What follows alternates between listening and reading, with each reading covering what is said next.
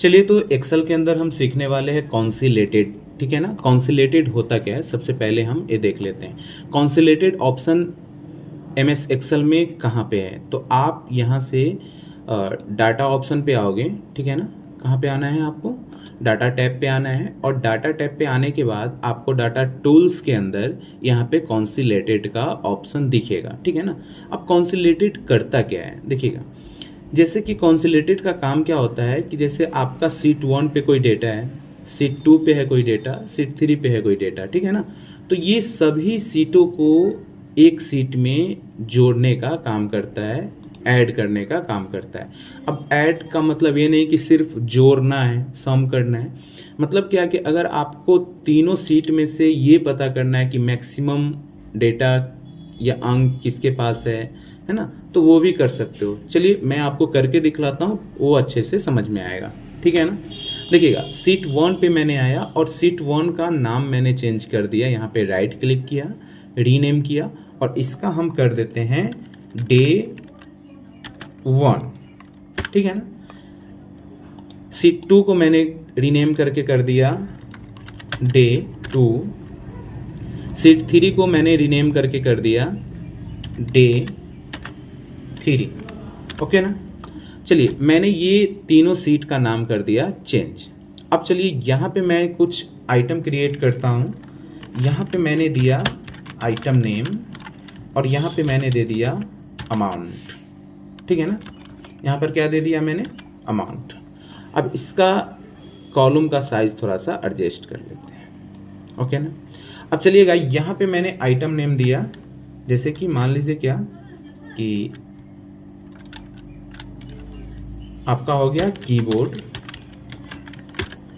Mouse,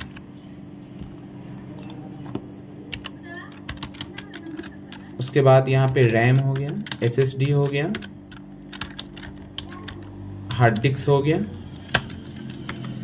उसके बाद monitor हो गया, ठीक है। तो यहाँ पे मेरे पास कुछ आइटम है और इसका अमाउंट मैं यहाँ पे डाल दे रहा हूँ। यहाँ पे मैंने डाल दिया 2000, यहाँ पे 1200, 14,000, 500, मतलब इस तरीके से मैंने क्या कर दिया, यहाँ पे अमाउंट को डाल दिया, ठीक है ना। अब ऐसा ही यहाँ से मैंने इसको सिलेक्ट करके ऑल बॉर्डर लगा दिया। अब ऐसा ही सीट मेरे को डे 2 में बनाना है और डे 3 में बनाना है, बट यहाँ पे जो अमाउंट होगा ना वो चेंज होना चाहिए, है ना। तो मैं क्या करता हूँ, इसको कर डालता हूँ सेलेक्ट करने के बाद कॉपी कर लिया, डे 2 वाला में गया और यहाँ पे पेस्ट कर दिया, फिर डे 3 वाला में गया और यहाँ भी इसको मैंने पेस्ट कर दिया, ठीक है ना। अब सिर्फ क्या करते हैं हम कि यहाँ से अमाउंट को चेंज करते हैं, है ना।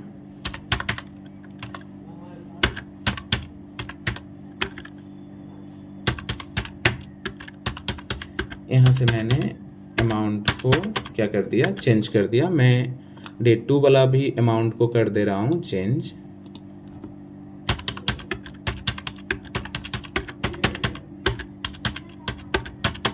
ठीक है ना। यहाँ पे मैंने अमाउंट कर दिया चेंज। अब मैं दिखाता हूँ आपको, जैसे देखिएगा डे 1 में देख लीजिए डेटा है, यहाँ पे आइटम नेम है, इसका अमाउंट देख लीजिए, ठीक है। डे 2 वाला में देख लीजिए एंड डे 3 वाला में देख लीजिए, तीनों में क्या है, डिफरेंट आपको अमाउंट है। अब डे 1, डे 2 और डे 3 ये तीनों का सम करना है एक सीट के अंदर। अब कैसे करोगे इसको, ठीक है ना। तो चलिए, सबसे पहले तो मैं यहाँ पे क्या करूँगा, एक सीट लूँगा। मैंने सीट ले लिया, यहाँ पे मैंने कर दिया ऑल इन वन, मतलब क्या, ये तीनों सीट एक ही में यहाँ पे आपको दिखेगा, सभी अमाउंट को ऐड करके दिखाएगा। अब इसके लिए आपको क्या करना पड़ेगा, ठीक है ना। देखिए, यहाँ पे आपको क्लिक करना है। क्लिक करने के बाद आपको डाटा टैब पे जाना है। डाटा टैब पे जाने के बाद यहाँ से आपको दिखेगा कॉन्सिलेटेड, इस पर हम क्लिक करेंगे। अब देखिएगा, यहाँ पे फंक्शन होता है। हम शुरू में बताए थे आपको कि सिर्फ सम नहीं करेंगे, सम कर सकते, काउंट कर सकते, एवरेज कर सकते, यानी तीनों सीट में से हम ये डाटा को क्या कर सकते हैं, निकाल सकते हैं, यानी सम भी करके ला सकते हैं, इसमें को काउंट भी करके ला सकते हैं, तीनों सीट का एवरेज भी एक साथ निकाल सकते हैं, मैक्सिमम भी निकाल सकते हैं, मिनिमम भी निकाल सकते हैं। ये सारा हम क्या कर सकते हैं, इसके अंदर कर सकते हैं, ठीक है ना।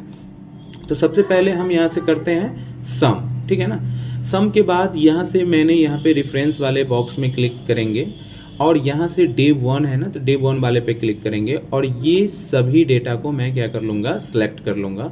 सेलेक्ट करने के बाद यहाँ से ऐड वाले पे क्लिक करूँगा, फिर डे 2 वाले पे आएंगे और फिर से इसको इस तरीके से सेलेक्ट करेंगे, ऐड कर देंगे। फिर डे 3 वाले पे आएंगे, इस तरीके से सेलेक्ट करेंगे इसको और फिर से करेंगे ऐड, ठीक है ना।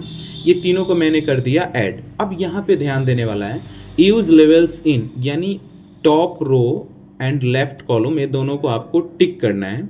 टिक करने के बाद जैसे ही आप यहाँ से ओके करोगे तो यहाँ पे देख सकते हो कि देखिएगा यहाँ पे कितना था 2000, यहाँ पे था 750 यानी 785 एंड यहाँ पे था 4000। अगर आप 4 और 2 6000 हो गया और 785 यानी 6785 यहाँ पे आपको देखने को मिल रहा है, यानी आपका डेटा क्या है, सही आया।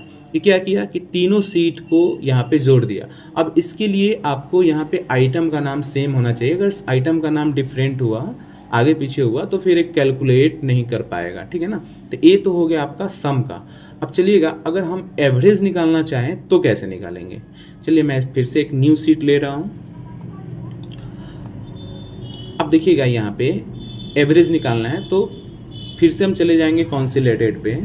यहाँ से मैंने ले लिया एवरेज और रेफरेंस वाले बॉक्स में क्लिक किया। यहाँ से डे 1 वाला पे गए और डे 1 का डेटा को सिलेक्ट कर लिए, ऐड कर दिए। फिर डे वाले पे गए, डे 2 वाले पे, इसका भी डेटा को सिलेक्ट कर लिए, ऐड कर दिए। फिर डे 3 वाले पे गए, इसका भी डेटा को सिलेक्ट कर लिए और ऐड कर दिए, ठीक है ना। ऐड करने के बाद यहाँ से टॉप रो लेफ्ट कॉलम पे क्लिक करेंगे और कर देंगे ओके। अब देखिएगा अब तीनों का एवरेज निकल के यहाँ पे आ गया। अब यहाँ पे देख सकते हैं कितना आसान तरीके से अलग अलग सीट का हम यहाँ पे कैलकुलेट कर पाते हैं, ठीक है ना। तो इसी तरीके से आप कॉन्सिलेटेड का यूज़ कर पाओगे, ठीक है ना।